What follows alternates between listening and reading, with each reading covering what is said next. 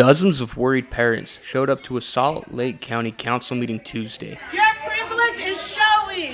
We can all feel it. angry about a Republican plan to close 4 county-run daycare centers in Magna, Mill Creek, Kearns, and Salt Lake City's Fair Park neighborhood.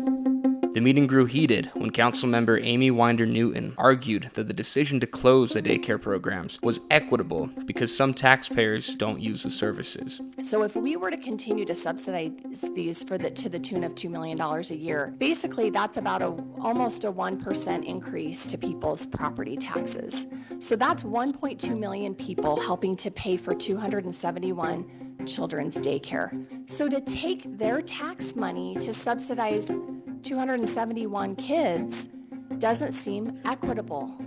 And that's what's so hard. I'm sorry. Many in the crowd yelled angry responses.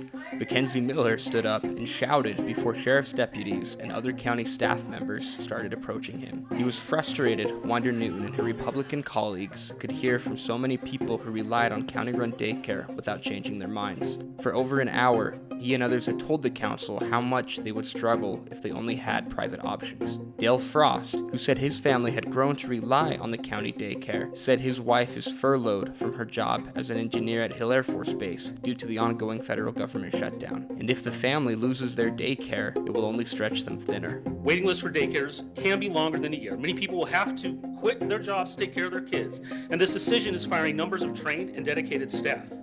This council, instead of working out any alternative solutions, decided to just shutter the program. After Miller left, tension in the meeting cooled for a few minutes until Council Chair Dia Theodore agreed with Winder-Newton that the program wasn't equitable. No, it is not equitable.